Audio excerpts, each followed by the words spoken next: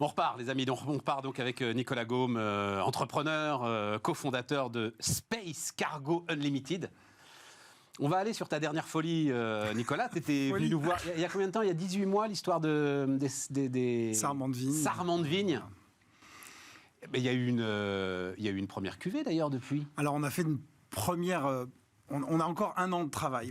On est dans un projet qui est agronomique, donc on doit attendre les cycles de la vie et on a 1 année de plus devant nous. Ouais. Donc ça veut dire que là, les sarments qui sont revenus de l'espace on a envoyé des sarments, ont été plantés. Voilà, on a envoyé 320 sarments de vigne, donc c'était en 2020. Ils sont revenus en 2021. On les a plantés à leur retour. Ils ont poussé. Il y a une partie des individus qu'on a plantés qui ont démontrer des caractéristiques tout à fait intéressantes, spécifiquement en gagnant une résistance accrue au stress du changement climatique par le fait d'avoir été immergé dans cet environnement spatial pendant 10 mois. Ce qui était une mission pilote pour notre entreprise, pour montrer les vertus et les opportunités que le spatial a pour la Terre. Excellent. Et en plus là, c'est toujours le sujet du contrefactuel. Donc, tu as, dans exactement les mêmes conditions... Voilà, on avait 320 plants de vigne restés sur Terre dans les mêmes conditions, d'autres qui sont dans l'espace, moitié Merlot, moitié Cabernet Sauvignon. Et aujourd'hui, on a 4000 plants dans les serres de l'INRAE à Bordeaux et chez notre partenaire Mercier, qui est un des plus grands pépiniéristes viticoles mondial, qui va commercialiser ces plants de vigne auprès des vignerons, avec la promesse d'avoir une vigne naturellement plus résistante au stress du changement climatique et à certaines maladies, notamment le mildiou, qui est une maladie endémique qu'on ne sait pas bien traiter. Ça va être quelque part sur l'étiquette, Space Wine J'en laisserai le soin aux vignerons qui nous feront confiance. Là, on a des plantes, on a déjà vraiment une démonstration scientifique que nos plants, on a créé une nouvelle variété de Merlot, une nouvelle variété de Cabernet Sauvignon, que ces plants sont plus résistants. Et on doit attendre 1 année de plus qu'on ait du raisin pour s'assurer que ce raisin a les qualités gustatives requises par des vignerons. Mais les 4000, tu les as pas envoyés dans l'espace? Non, parce qu'en fait, on avait 320 plants, mais on en a éliminé certains, on en a sélectionné certains, et ensuite, on les fait croître. Donc, et les caractéristiques que le plant a acquis, le transmet aux descendants. Transmet à ses Exactement. On a créé une nouvelle variété de vignes, vraiment. En ayant exposé ces plants dans certaines conditions, à un moment assez tôt dans leur développement. Et en fait, pour revenir sur le principe général, la gravité, c'est le seul paramètre de la vie qui n'a jamais bougé depuis 4,5 milliards d'années. Donc, tous les autres, température, pression, humidité, luminosité, ont bougé. Donc, quand on recrée la vie, comme on le fait sur la Station spatiale internationale, sans la gravité, ça crée le stress le plus absolu qu'un être vivant puisse affronter. Et alors, quand on prend un être en création, en développement, comme ces plants de vigne, eh bien, la vie a dû trouver un chemin pour trouver une résistance à cette absence de gravité. Et en ayant cette résistance accrue, elle s'est traitée des stress moindres, qui sont ceux liés au changement climatique. Donc c'est ça un peu, on a appelé ça la self-guided evolution. Notre directeur scientifique, le professeur Michael Lebert, étudie ça depuis 30 ans à l'université de FAU Erlangen au sud de l'Allemagne. Donc on a une équipe de chercheurs à l'INRAE et notamment à l'Institut des sciences de la vigne et du vin qui est assez exceptionnel. Envoyer des bébés dans l'espace pour en faire des surhommes? Je m'occupe de plantes. Je m'occupe de plantes et je suis beaucoup plus pragmatique. De plantes et d'usines, parce que la logique... Alors on va le voir, on va voir une vidéo, elle va partir, elle va tourner, t'inquiète pas, tu nous raconteras quand elle tournera. Cette logique-là de soumettre donc des organismes vivants au stress, à un stress majeur, c'est pas du tout la logique qu'on retrouve là. Alors décris-nous un petit peu ce qu'on voit. Donc en fait là on voit un véhicule spatial que nous sommes en train de concevoir, qui est de fabriquer, qui va voler fin 2025, qui est en fait, donc on crée ça avec une entreprise extraordinaire qui est Thales Alenia Space. Le véhicule va être fabriqué à Turin, où il y a une expertise assez remarquable sur la construction de vaisseaux spatiaux.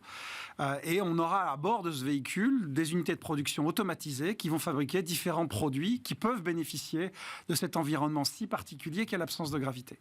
Alors on a parlé d'agriculture et de ce que ça représente. Attends, oulala, tu vas trop vite. Donc ce qu'on voit là, le rêve 1, c'est en fait c'est une navette. C'est une navette. Qui va faire des allers-retours. On appelle ça une usine spatiale, mais c'est une navette. Oui, mais pour bien comprendre, elle revient, ce qu'on voit là. Voilà, elle est censée faire des allers-retours. Elle fait des allers-retours 2 mois, une campagne de 2 mois à peu près. Donc elle va charger... Donc il y a différentes unités automatisées de production, une imprimante 3D qui va fabriquer des nouveaux matériaux, des containers qui vont exposer des plantes à l'environnement spatial, des bioréacteurs qui vont permettre de travailler sur certaines solutions médicamenteuses.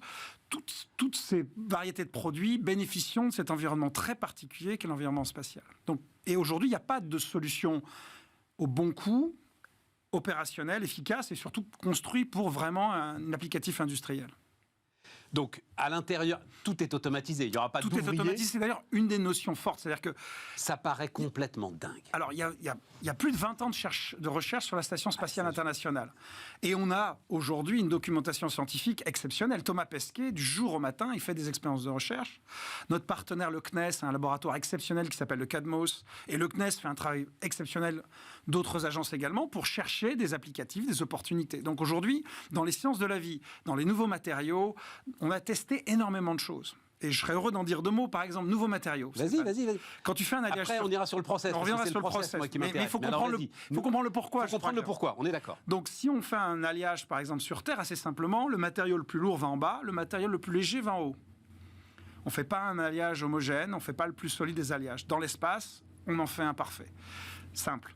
Quand on va aller dans l'infiniment petit, qu'on va développer, par exemple, des lentilles, on aura à un moment donné la distorsion de la gravité qui va faire que cette lentille, il va falloir la polir pour la rendre parfaite. Là, dans l'espace, elle va être parfaite. Et puis, l'agriculture, j'en ai parlé tout à l'heure, c'est toute autre raison, mais c'est la même absence de gravité qui va créer ce stress sur lequel on va capitaliser. Il y a d'autres domaines très simples, l'électronique. Plus on va aller dans l'infiniment petit, plus on a besoin de salles blanches vraiment parfaites. L'espace est une salle blanche naturellement parfaite. Et si on se projette sur des choses... Il n'y a pas de poussière dans l'espace. Et non, il n'y a rien. C'est le principe. Ou les poussières, quand elles se baladent, elles sont massives, quoi. Voilà. Après, il y a des corps célestes, ça, Voilà, c'est autre il y a des chose. corps Mais célestes. voilà. Donc, il y a tout un tas de raisons. C'est le vide, Voilà. c'est du vrai vide. Alors, dans la... Mais attends, tu prends cet exemple parce que de salle blanche, ça me passionne.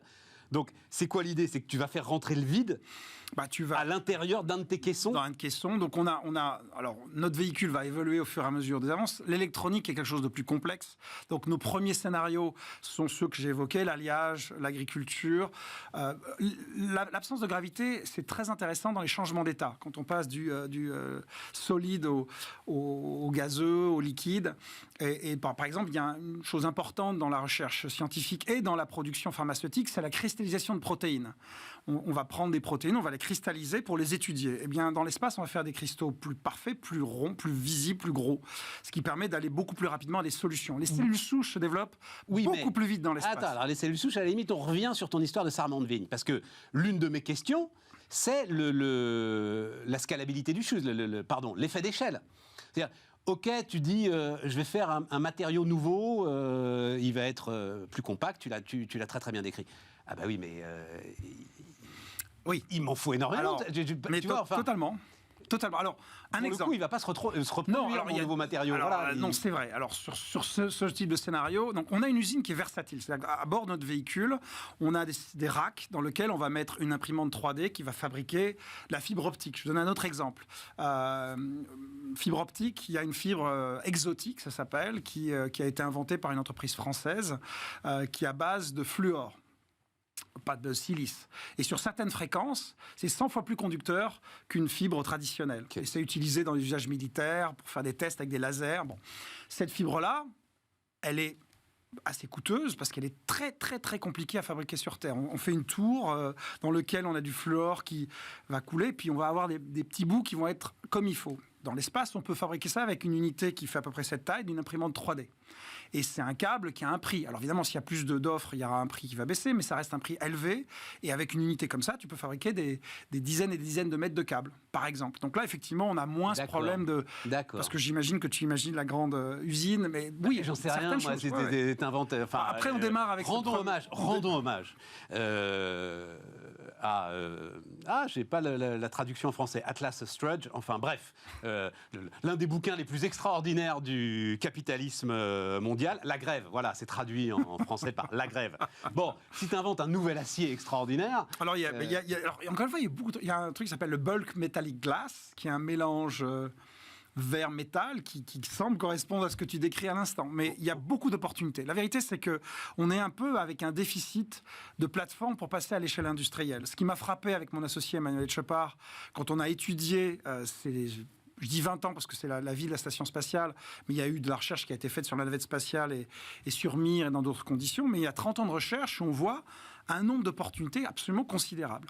Maintenant, jusqu'à présent, le coût de lancement était beaucoup trop élevé et la station spatiale internationale, elle est contrainte par la présence humaine. C'est-à-dire que dès lors qu'il y a des humains dans le même habitacle, tu vas beau faire pousser des plantes, fabriquer quoi que ce soit, si la sécurité de l'être humain est mise en danger, on a peu d'intérêt sur tout ce que tu as fabriqué. On est tous d'accord. Parce qu'on a le même système électrique dont on dépend, parce qu'il y a la même atmosphère. Donc il y a des contraintes titanesques qui rendent les choses beaucoup plus difficiles et beaucoup plus coûteuses. Donc en étant totalement automatisé, ce qu'aujourd'hui les technologies numériques nous permettent vraiment de faire de manière très efficace, on a une chance de changer de paradigme.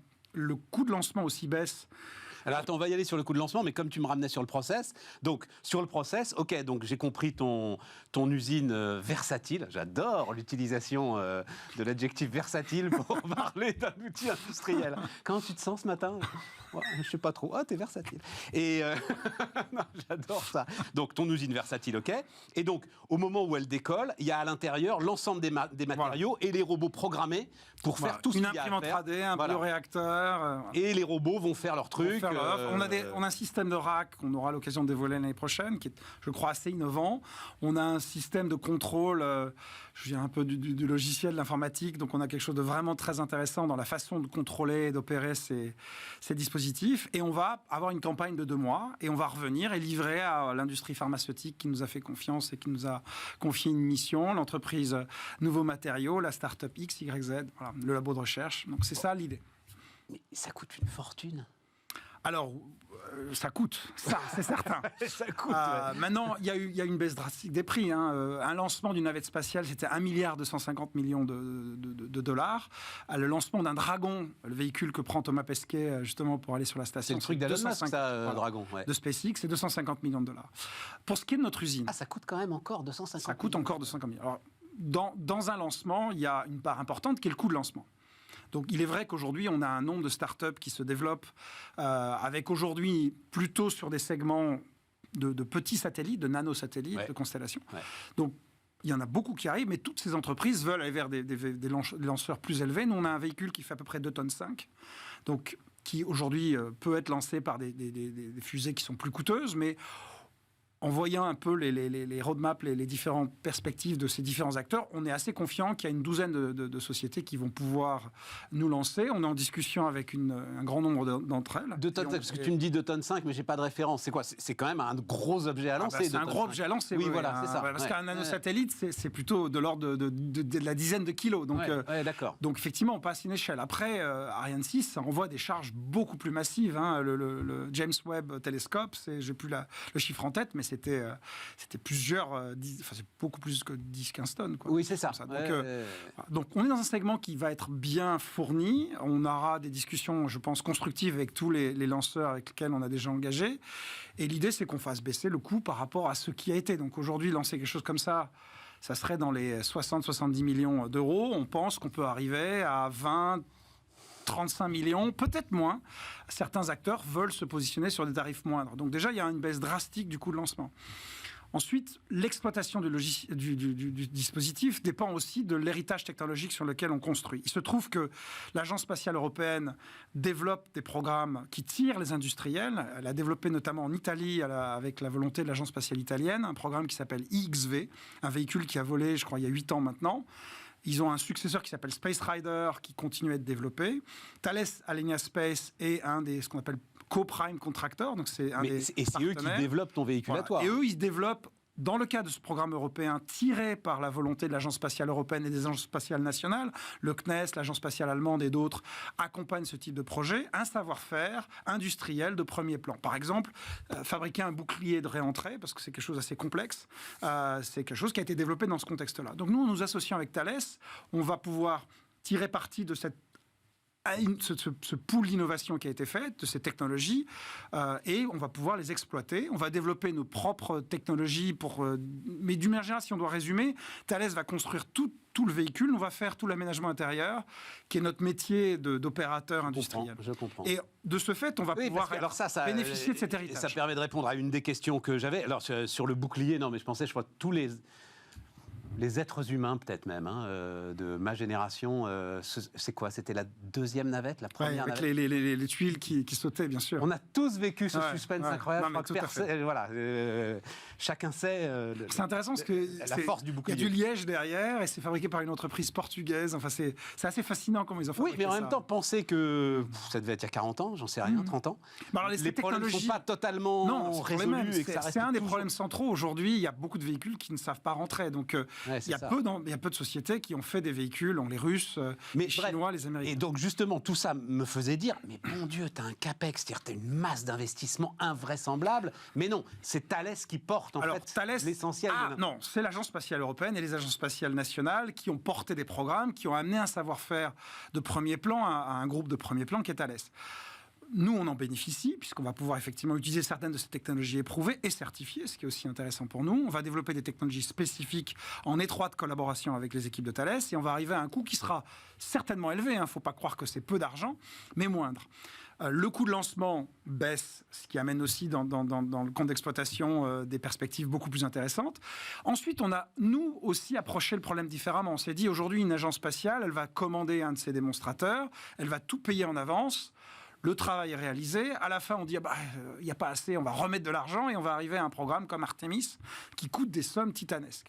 On a une culture, nous, qui a le sens de l'urgence et qui est très centrée sur l'exploitation commerciale. C'est-à-dire qu'on ne peut pas imaginer autre chose qu'un produit à coût accessible, parce qu'in fine, on va approcher Sanofi, on va approcher Bayer, Novartis. C'est la grande force de ce qu'on appelle le New Space, c'est ça ce que tu Clairement, décris, on est obsédé par le compte d'exploitation et le bénéfice client. Donc, il nous faut être opérationnel. Donc, 2025, tu dis. Voilà. Donc, on a proposé ce deal à nos amis de Thales. On leur a dit, écoutez, nous, on va vous aider à être plus compétitifs sur ce type de marché, parce que ce sont ceux de demain. Il y aura toujours des commandes publiques, mais si vous voulez avoir une perspective dans le temps, il vous faut aussi savoir travailler avec ce type d'acteurs, et on va beaucoup plus s'associer sur une exploitation commune qui n'est pas très loin de ce qu'on fait dans l'aviation, quand on est associé dans la performance d'un moteur et qu'on doit s'assurer qu'il tourne longtemps. Ça nous permet d'avoir une gestion des coûts et des flux beaucoup plus intéressante et de pouvoir lancer ce projet avec des financements qui ne sont pas effectivement les milliards des agences spatiales. Sauf qu'il n'y en a pas tant que ça, finalement, des startups. Non, et on a plein de risques devant nous, et on aura nécessairement quand même besoin du soutien des agences comme d'ailleurs SpaceX, là, de la NASA. Beaucoup de commandes de la NASA ont fait ce que SpaceX et d'autres entreprises sont. On aura certainement l'espoir. Il se trouve que cette semaine, il y a une réunion importante qui est la conférence ministérielle des agences spatiales pour décider du budget de l'ESA. Mais donc je pensais à ça, alors on n'a plus le temps, mais la confrontation entre le temps de ces agences spatiales, le temps de prise de décision et le temps de prise de décision c'est vrai. d'un entrepreneur comme toi, ça doit être un truc qui doit te rendre fou. Non, alors je dois dire que... Tous les jours. Mais rapide, alors très vite. Très rapide, mais franchement, le CNES, Philippe Baptiste, Lionel Suchet, toute l'équipe du CNES, franchement, se transforme, et j'aurai que des choses positives à dire sur notre agence nationale. Vous voyez, ça valait le coup. Nicolas Gaume, donc entrepreneur, à bientôt. Alors, on ne va pas attendre 2025 et le premier lancement pour se revoir. Tu auras bien des histoires à nous raconter d'ici là. Je crois, oui. On continue. Merci beaucoup.